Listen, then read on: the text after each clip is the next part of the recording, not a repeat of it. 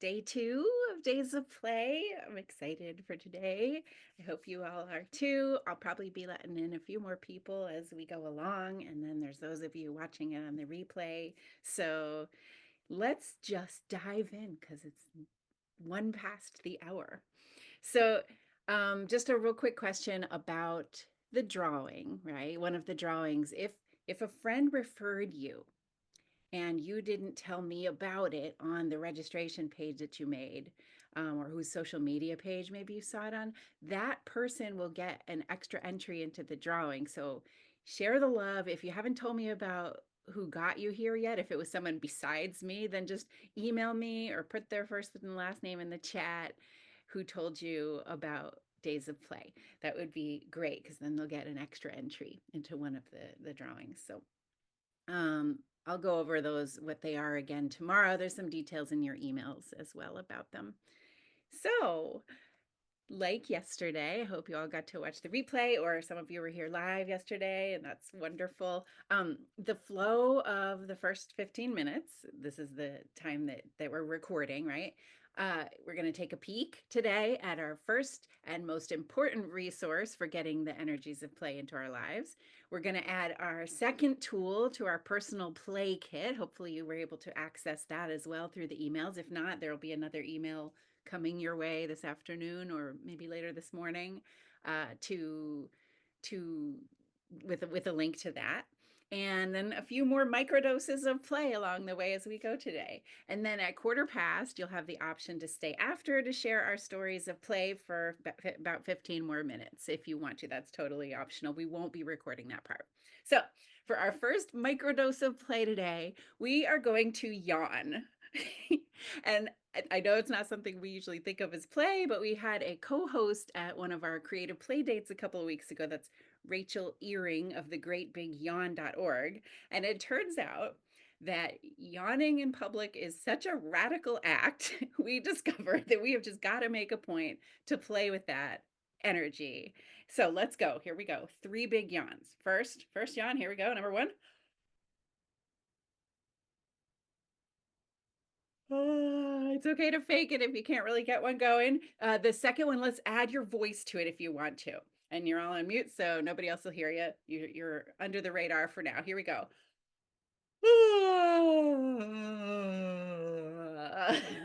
Okay. And the last yawn, number 3, go ahead and just get all dramatic about it. You can turn your camera on or off. It's totally up to you here. For any of these microdoses of play, cameras can be on or off. So here we go. We're going to do one more yawn. It's the real one. Okay, that one I got a real one going. Sometimes it takes me a few times. So, the question I have here is, why are we able to treat something like yawning, something we all humans do, as play? And really, what is play? What are the hallmarks of play? That's what we want to explore a little bit today. We talked about some of the things that are on this slide yesterday. We talked about the freedom that we feel when we get to play without limitations on our creativity. We talked about the energy that we get when we're doing something fun. And play is also something that holds our attention. It helps us focus on the moment. Like when we're really playing, we focus on the process, not really any outcome that we might prefer. I'm thinking of the example where like elite athletes mention that they're not generally thinking about whether they'll win or lose the competition. They're really playing the game.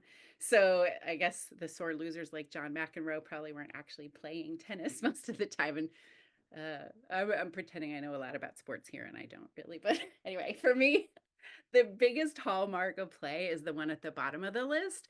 It's that it suspends our sense of time. And when we were all conducting the Ode to Joy yesterday, that felt way longer than 90 seconds to me. It actually felt at those moments, those kind of moments for me, it feels like time doesn't even exist. So now let's think about what stops us from connecting with that sense of eternity. Put it in the chat that any obstacles that you've faced, either as a kid or as an adult. What are the barriers to making free choices about the things that you enjoy, to flow with the moment, to feel like quote unquote everyday life could be just as joyful and engaging as when we were kids? What gets in the way of that for you? I'll read your answers in the chat. Um, And yeah, just let me know. Oh, I see Bonita says responsibility is one of the things that gets in the way for you. And Carrie says not feeling good enough to do it. I guess you maybe emotionally and or physically that could be a thing. Spiritually even. So yeah, there are obstacles. One of the other big ones that gets mentioned a lot is time, right? We don't have time, or I don't have the right materials.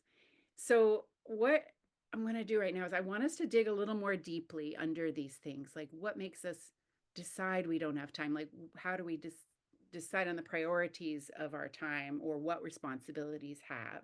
And what kind of elements play into how we feel, as you say, Carrie. So, I want us to more deeply consider at this moment the cultural messages that we get about play as adults, right? We're wasting time when we play or we're being irresponsible. Yeah. As a woman, I have gotten that message so much in my life. And so those of us who enjoy the types of play that aren't really the cultural norm are even kind of shamed for it, like the phrase act your age is coming to mind, or how people looked at me funny last weekend when I was dancing alone and nobody else was in public. And and I will say that's me, who most people see as a white, middle-aged woman. And in the US where I live and many other places too, if you have a darker skin color or if you're older than me or your gender seems less obvious than mine, your risk for getting play shamed or even having your play suppressed is much higher. So when we get, feeling it a little for all of us. Uh, so when we get these crazy messages that play isn't okay, when our really human desire to play gets judged or even socially oppressed, we can't just be who we really are and play however we choose to play.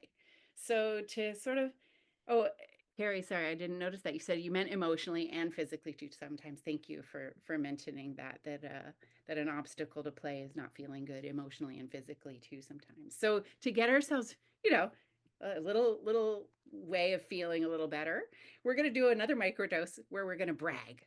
This is one of my favorite ways to play.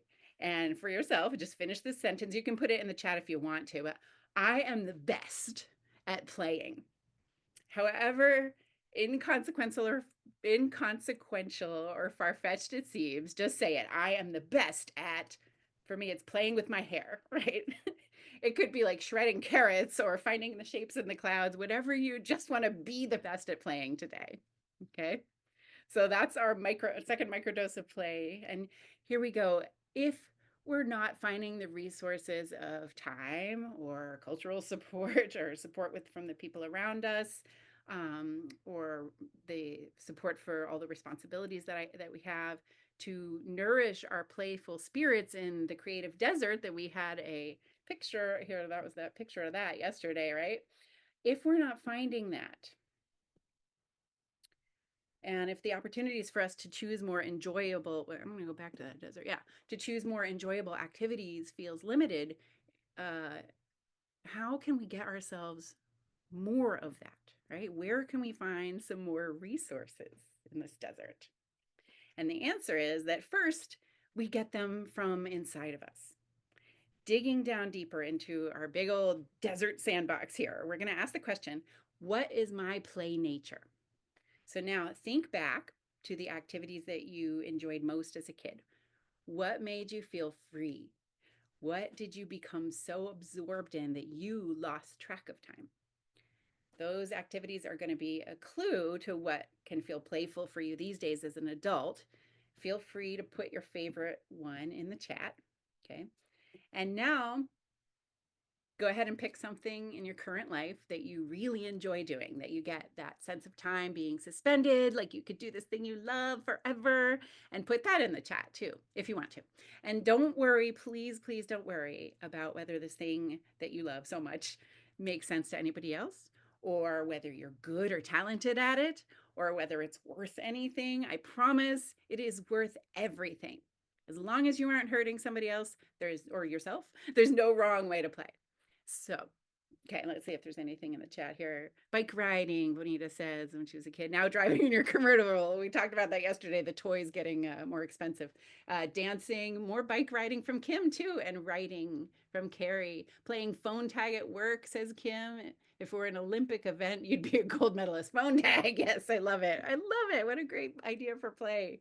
So now pick one of those, the one that you feel the strongest about for yourself, and imagine that you're doing that thing right at this very moment. Just close your eyes if you feel safe and imagine it and notice how you feel.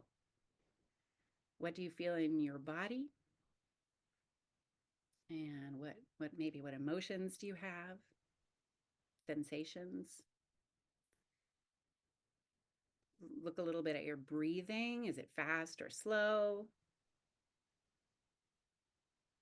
And, noticing, does this activity, is it the kind of thing that makes you feel more relaxed? Or is it the kind of thing that makes you feel kind of more energetic?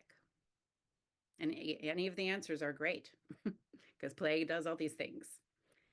And all the sensations or feelings are clues to your play preferences, which we'll get into more tomorrow. And so for now, you just added your second tool to your personal play kit, and it's this.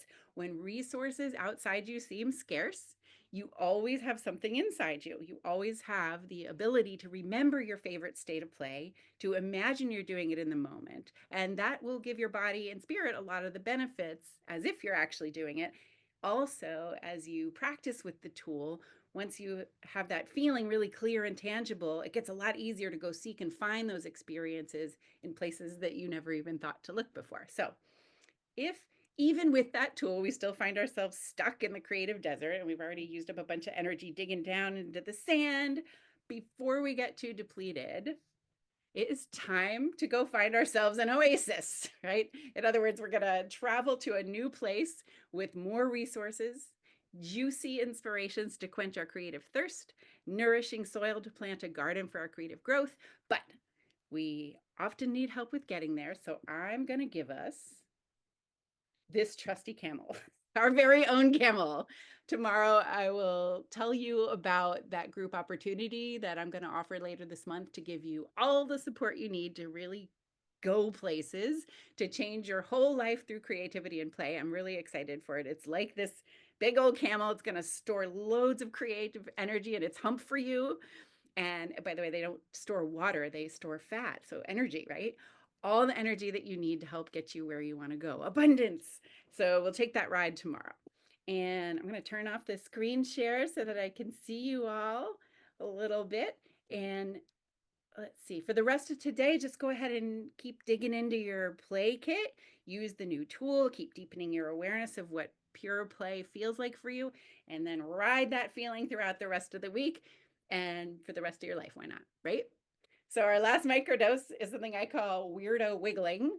We need to loosen up a little for our camel ride tonight to get to tomorrow. And I've heard that camels can be a little bumpy. So weirdo wiggling is just literally wiggling your body around whatever way it feels like wiggling. You could get up out of your seat.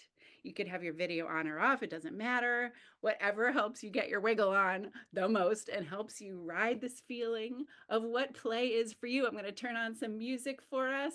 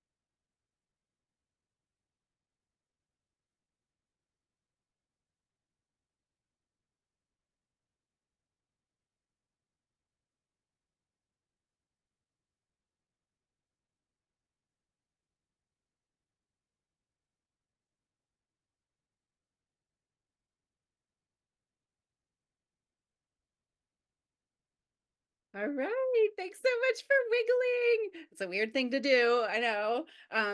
And is there anything I want to say before we turn off this recording? No, I think that we're done. I'll be here for another 15 minutes for anyone who wants to stay and share our stories, and see you all in the replays and see you all tomorrow.